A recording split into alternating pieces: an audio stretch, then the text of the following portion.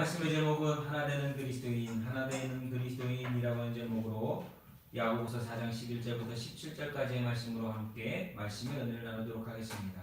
야고보서 4장 15절은 이렇게 이야기합니다. 너희가 도리어 말하기를 주의 뜻이면 우리가 살기도 하고 이것이나 저것을 하리라 할 것이오늘. 사실 우리는 주의 뜻으로 살고 주의 뜻으로 살아가는 자가 되어야 됩니다. 하나님이 하라 하시면 하고 하나님이 멈추라 하시면 멈출 수 있는, 다시 말하면 성경의 말씀에 순종하여 행하고 순종하여 멈출 수 있는 그러한 모습이 우리에게 있어야 된다고 하는 것입니다. 주의 뜻이라면 원문을 직역할 때 주께서 원하시면 이라고 하는 것입니다.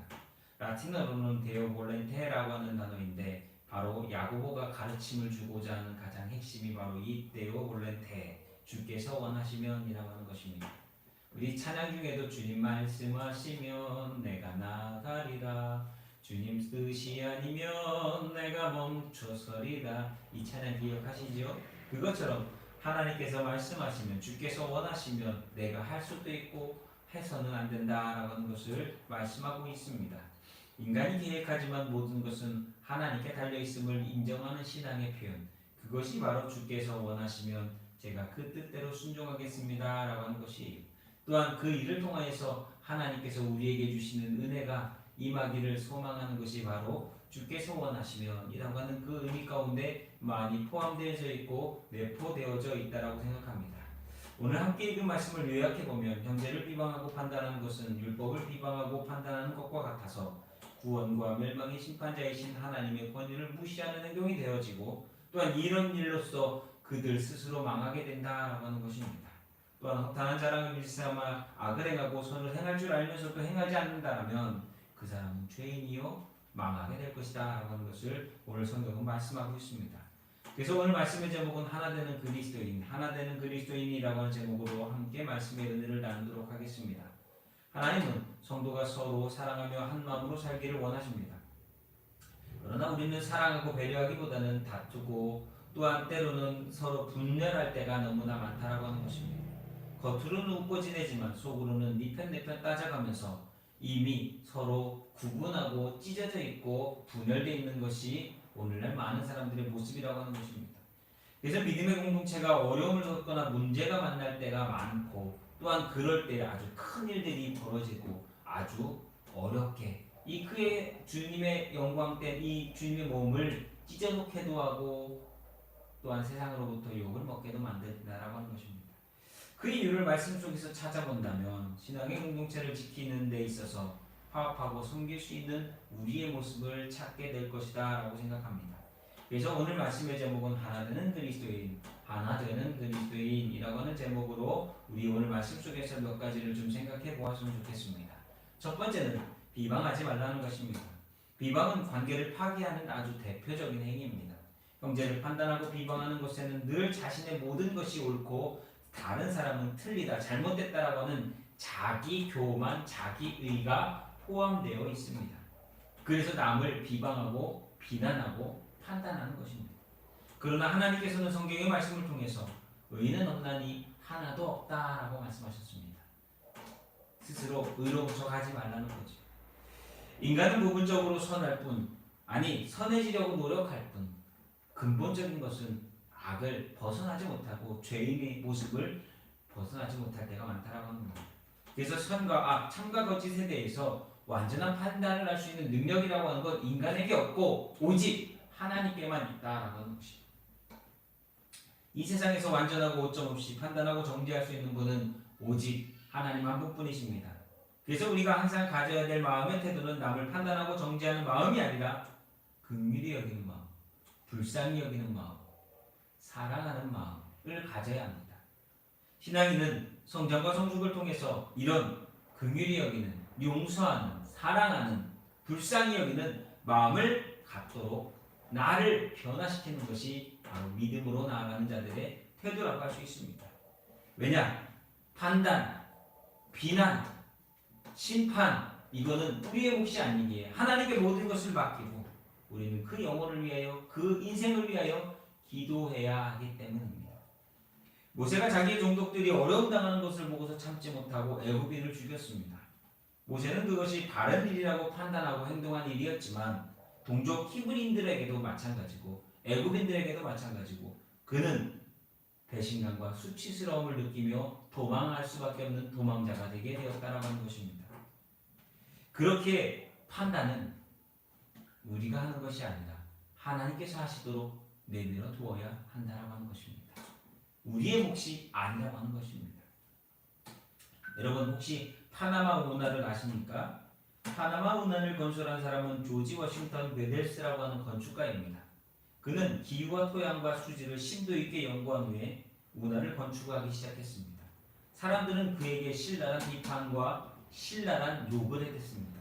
왜냐하면 파나마 운하라고 하는 것은 건설 자체가 불가능한 일이고 저런 미숙한 건축가가 엄청난 국고를 낭비해가면서 수많은 사람들이 희생을 하고 수많은 어려움을 겪으면서 이것은 나라를 망치는 일이다 라고 하면서 수많은 사람들이 신랄하게 비판하고 나름 똑똑하다, 건축한다, 뭐 좀 할 줄 안다는 사람들은 다 이 사람을 비난했습니다. 온갖 중상과 모략이 난무했고 그럼에도 불구하고 이 괴델스는 묵묵하게 파나마 운하를 건설했습니다. 조금도 그들의 비난과 그들의 이런 말들에 유혹당하거나 미혹당하거나 상처받지 않고 자신이 해야 될 일을 묵묵하게 해댔습니다. 이러한 괴델스의 모습을 보고 있던 직원이 괴델스에게 질문합니다. 당신을 비방하는 사람들에게 당신은 왜 말하거나 응답하거나 이야기하지 않습니까? 그러자 괴델스는 얘기합니다. 때가 되면 하겠지요. 직원이 다시 물었습니다. 아니 도대체 그때가 언제입니까? 이 괴델스의 대답은 아주 간단했습니다. 운하가 완공되고 난 후에 인류는 그것에 대해서 판단하고 알게 될 것입니다. 여러분, 파나마 운하가 어떤 곳인지 아십니까? 파나마 운하는 태평양과 대서양을 잇는 아주 중요한 선박 수송의 가장 중요한 루트입니다. 파나마 운하가 만들어짐으로 인해서 그 뱃길이 80% 이상 줄어들게 되었고 그 파나마 운하라고 하는 이 9,500km에 8시간에서 10시간이 지나가야 하는 이 파나마 운하는 1년에 15,000척 이상의 배들이 지나다니는 큰 컨테이너 배들이 지나다니는 아주 훌륭한 인간이 만들어 놓은 아주 걸작이 되었다라고 하는 것입니다. 지금도 파나마 운하는 국제 해운 무역에 엄청 중요한 곳입니다. 이곳이 만약에 마비된다면 지난번에 문제가 되었던 수에즈 운하처럼 전 세계가 멈춰서게 되거든요. 왜냐? 파나마 운하가 없다면 그 배들은 다 남아메리카를 지나가지고 남아메리카 칠레 디에고 라미레스라고 하는 그 최하단 남미 최하단을 지나 남극과 그 남미 사이에 있는 그 해역 드레이크 해역을 지나가야 되는데 이곳은 물살이 세고 아주 위험한 곳으로서 배들이 종종 쉽게 난파되고 부서지는 곳이었습니다. 여기를 지나가야만 태평양에서 대서양으로 갈 수 있고 대서양에서 태평양으로 들어올 수 있다라고 하는 거예요. 그런데 이러한 어려움을 파나마 운하가 하나 뚫림으로 인해서 시간이 줄고 모든 것들이 이익이 되어버렸다라고 하는 것이.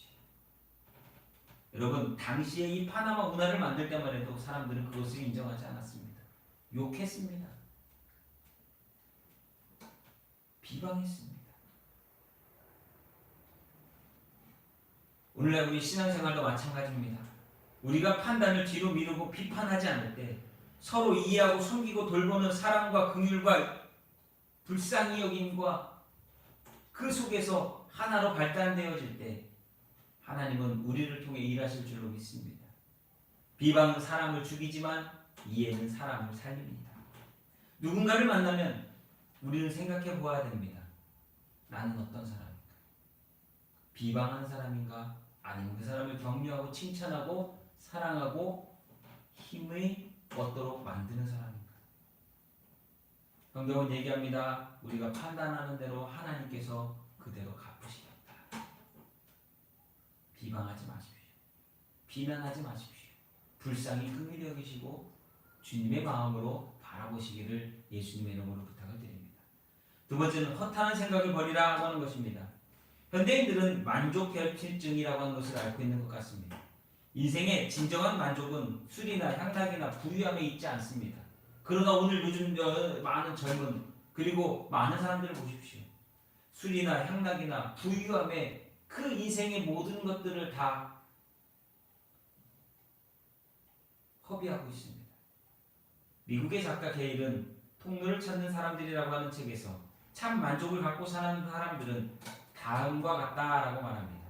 삶과 뜻의 분명한 방향을 가진 사람, 허무와 실망에 매이지 않는 사람, 앞날의 계획을 믿음과 용기로 성취하는 사람, 누군가를 무척 사랑하는 사람, 신뢰할 친구가 많은 사람, 낙천적이고 비밀이 없는 사람, 자기 비평에 신경 쓰지 않는 사람, 큰 두려움이 없는 사람, 이런 사람들은 참 만족을 갖고 가는 사람들입니다. 근데 오늘날 많은 사람들은 인생의 만족을 술이나 향락이나 부유함이나 오락으로부터 얻으려고 하는 죄 가운데 빠져 있다라고 하는 것입니다. 이것을 성경은 허탄한 생각이다라고 얘기합니다. 허탄한 생각. 허탄하다라고 하는 것은 거짓되고 믿었지 못하다는 뜻입니다. 비슷한 말이 허망하다입니다. 허탄한 생각을 하는 사람들은 교만한 사람들입니다. 인간이 에덴 동산에서 왜 추방당했습니까? 하나님처럼 되고자 하는 허탄한 마음과 교만함으로부터 그들은 죄를 지었습니다. 사람은 누구나 미래에 아무런 일이 일어날지 모릅니다. 그래서 우리는 내일 일을 모릅니다. 하지만 대부분의 사람들은 자기 삶의 주인이 자기인 것처럼 행동하며 살아간다고 하는 겁니다. 교만한 사람은 미래의 삶을 마치 자신이 통제하고 마음먹은 대로 할 수 있는 것처럼 말하고 오늘도 행동하고 있습니다. 우리 주변에 그런 사람들이 너무나 많습니다. 어쩌면 저와 여러분도 그런 교만한 사람입니다. 우리는 미래에 대해 확신할 것이 아무것도 없습니다. 하나님이 오늘 부르시면 가야 합니다. 하나님이 나를 낮추시면 우리는 낮아져야 합니다. 우리가 확신하는 것은 하나님의 은혜 안에서 우리가 살아갈 수 있다는 겁니다. 하나님이 내게 주시는 만큼만 우리는 받을 수 있다는 하는 것입니다. 내게 능력 주시는 자 안에서 내가 모든 것을 할 수 있느니라. 이 말씀의 뜻은 내 능력으로 사는 게 아니라 하나님 주시는 힘과 은혜로서 살아간다라고 하는 것입니다. 허탄한 생각에 빠져 교만한 사람들은 그러나 자신을 자랑합니다. 저와 여러분, 나를 자랑하며 살아가고 있습니까? 나에게 능력 주시는 하나님을 자랑하며 살아가고 있습니까? 하나님께 겸손한 자, 하나님 그 겸손한 자를 사랑하십니다. 허탄한 생각을 버리고 겸손한 마음으로 주의 은혜 안에 머물며 주님의 은혜로서 살아가는, 다시 한번 깨닫고 주께 시선과 삶을 돌리는 저와 여러분이 되시길 원합니다. 그래서 이런 말을 처음에 서두에 드렸습니다. 주께서 원하시며, 주께서 원하시며, 주께서 원하시면 그 하나 되는 그리스도인이 될 수 있습니다. 주께서 원하시면 교회는 변화될 수 있습니다. 주께서 원하시면 가정은 변화될 수 있습니다. 주께서 원하시면 저와 여러분의 인생은 변화될 수 있습니다. 주께서 원하시면 지금의 오늘의 상황은 변화될 수 있습니다. 주님이 원하시는지 안 원하시는지 우리는 그것을 먼저 물어야 합니다. 마지막으로 세 번째는 아는 것을 행하라라고 하는 것입니다. 아는 것과 행하는 것은 다릅니다. 무엇이 옳은지 알더라도 행하지 않으면 어떤 일도 일어나지 않습니다.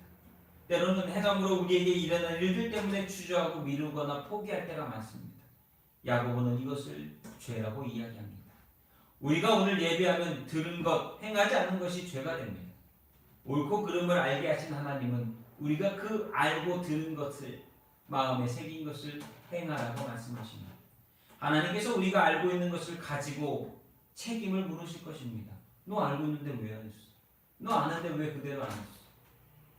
몰랐으면 하나님이 묻지 않으시겠지만 알고도 행치 않는다면 그것은 죄가 된다라고 하는 것이. 그래서 그리스도인은 하나님의 뜻과 계획을 나의 뜻과 계획보다 더 중요하게 여기며 우선순위를 두고 순종하는 길. 그래서 아는 대로 행하며 우리가 믿음 안에 걸어가기를 주님의 은혜 가운데 머무는 그것이 오늘 우리가 해야 될 일인 줄로 믿습니다. 달란트의 비유에서도 기억하시겠지만 주인의 명령을 들었으나 수고하고 노력하지 않은 종에게는 주인은 칭찬한 것이 아니라 책망을 했다라고 하는 것입니다. 그리고 그 소유마저도 뺏어서 칭찬받은 자들에게 주었습니다.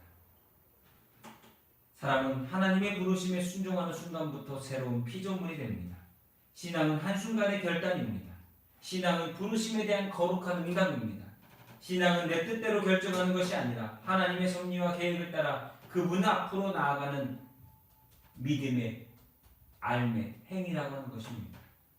그렇게 우리는 하나 되는 공동체, 하나 되는 그리스도인이 되기 위해서 내가 알고 있는 것, 하나님이 내 마음 가운데 부어주신 것에 순종하여 행할 때에 하나님은 우리를 통하여서 역사하시고 우리 안에 이루시고자 하는 하나님의 놀라운 뜻을 우리에게 보게 하실 줄로 믿습니다. 교회 안의 모든 성도들, 우리는 정말로 어떤 성도로서 그리스도인으로서 살아가야 될지를 날마다 묵상하며 하나님을 기쁘시게 하는, 그래서 하나님을 기쁘시게 하는 그 삶이 우리를 더욱더 하나 되게 만들어서 우리 모두가, 우리 빅교회 모든 성도들 한 사람 한 사람이 그리스도인으로서 합당한 삶을 살아가고 하나님께 영광 돌리는, 은혜 안에 머무는 귀한 교회 성도들이 될 수 있기를 우리 구주 예수 그리스도 이름으로 간절히 축원합니다. 기도하겠습니다.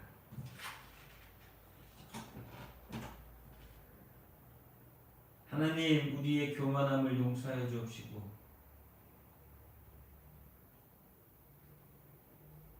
믿음으로 주 앞에 합당한 모습으로 행하며 순종하며 복종하며 내가 아닌 주님의 은혜로서 살아가고 있음을 다시 한번 깨닫는 우리 빅교회 모든 성도들이 되게 하여 주옵소서. 삶이 힘들고 어려울지라도 주님이 주시는 은혜로서 살아가고 있음을 다시 한번 깨닫게 하시고 그 삶 가운데 역사하시는 주님을 보게 하여 주옵소서. 어렵고 힘들다라고 말하는 이때에 주님, 우리는 주님의 은혜로 살고 있음을 감사하는 자들이 되게 하시고 이 신앙의 공동체가 그리스도인으로서 믿음 안에서 더욱더 하나 되어지고 사랑과 긍휼과 은혜와 불쌍히 여기며 넘치는 제단 되게 하옵소서.